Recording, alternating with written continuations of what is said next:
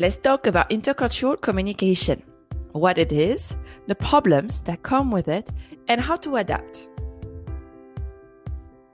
Have you ever played the game Telephone? In the game Telephone, players sit in a circle. The first player whispers a message to the person next to them, who whispers a message to the next person until the message has traveled full circle. To end the game, the first and last players reveal the message they sent and the message they received. As you may expect, after traveling full circle, the last message is very different from the original. This game illustrates the communication process, the process of encoding a thought, transmitting, receiving, decoding, and eventually understanding that thought. More precisely, the game of Telephone highlights the challenge of communication, that is sending messages between a sender and a receiver through noise. Noise can take many shapes and forms. When we communicate with people from different cultures, noise can come from two additional sources: differences in language and differences in culture. Imagine playing telephone with someone who doesn't have English as a first language. To understand the message, you will first need to get used to different pronunciation, accent, or sentence structures that can make the communication confusing or unclear. Because of their culture, they may also use behaviors that are difficult to comprehend, and this can cause even more confusion and miscommunication. For example, in 2010, Akio Toyoda, CEO of the car company Toyota, was called to testify in front of the US Congress following a series of car crashes that were later linked to a technical defect in the car braking system. The one Congresswoman, Marcy Kaptur, didn't think you showed enough remorse. Following his congressional hearing, Akio Toyoda received a public backlash in the United States by people who felt that his apology was not sincere. People felt that he was not showing enough remorse. According to the Mehrabian rule, most meaning in communication is conveyed through means that do not involve words. Emotions and attitudes in particular are better communicated through verbal and nonverbal means such as tone of voice, facial expressions, or body language. Imagine meeting your friend. He looks sad. When you ask him, he said that he is happy. What are you most likely to believe? When words and behaviors are aligned, all is well. But when words and behaviors are inconsistent, we tend to trust the behaviors above the words. This is a problem in intercultural communication because behaviors differ widely across cultures and can easily be misunderstood. When cultural behaviors challenge our cultural expectations, we feel angry and it hurts our ability to trust others.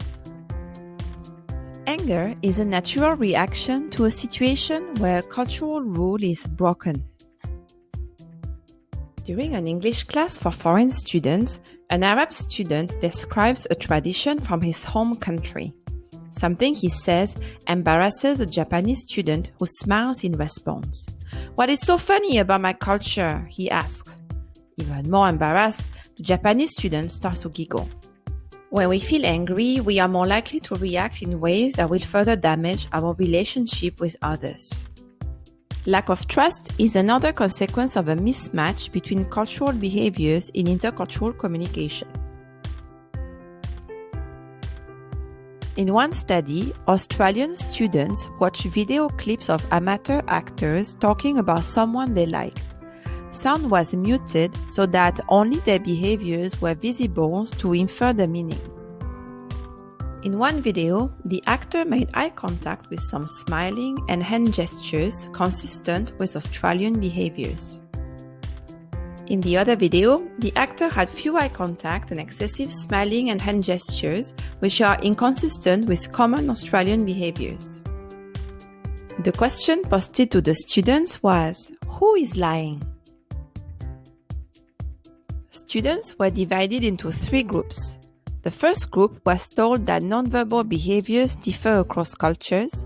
The second group was told that in this culture, people do not make eye contact and smile a lot, and the last group did not receive additional information. The results were striking. The students who received general information about behaviors were significantly more likely to say that the actor was lying when their behaviors were inconsistent with Australian behaviors. This result was exactly the same in the control group that did not receive additional information.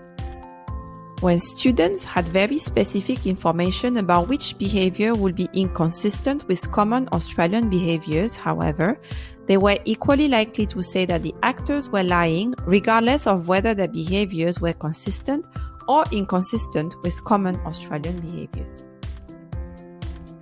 This study has 3 important findings.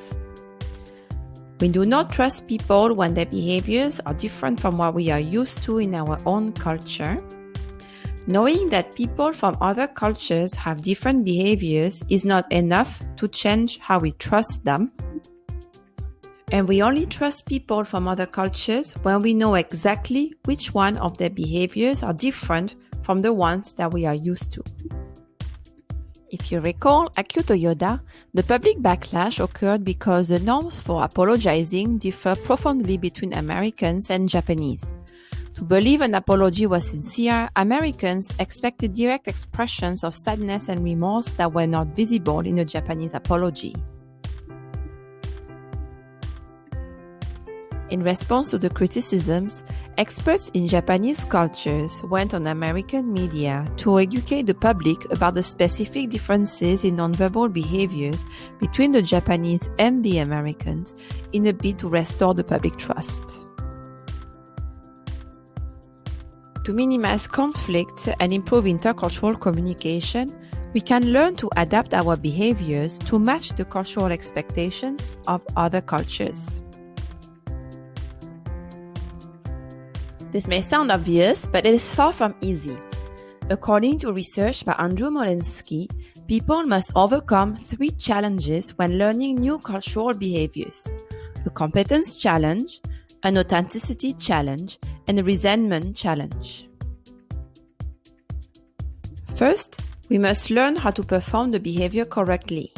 This is a competence challenge. Second, we must find ways to feel emotionally comfortable with the behavior, especially when it conflicts with our cultural values. For example, when you need to communicate directly, but your culture taught you that it was rude. This is the authenticity challenge. Third, we must learn to manage our energy in order to sustain the behavior over time. Engaging in behaviors that are unfamiliar can be stressful and tiring, and people can start rejecting the other culture when they are stretched too thin. This is the resentment challenge. The capability to manage these 3 challenges is called global dexterity, the ability to change behaviors without losing yourself in the process. To develop global dexterity, try behaviors that are slightly outside your comfort zone, but not too far into the panic zone. And remember, you may think there is one correct way to adapt your behaviors, but in reality, people adapt in many ways. In the end, you must find a way that works for you. To learn which way this is, you have no choice but to try.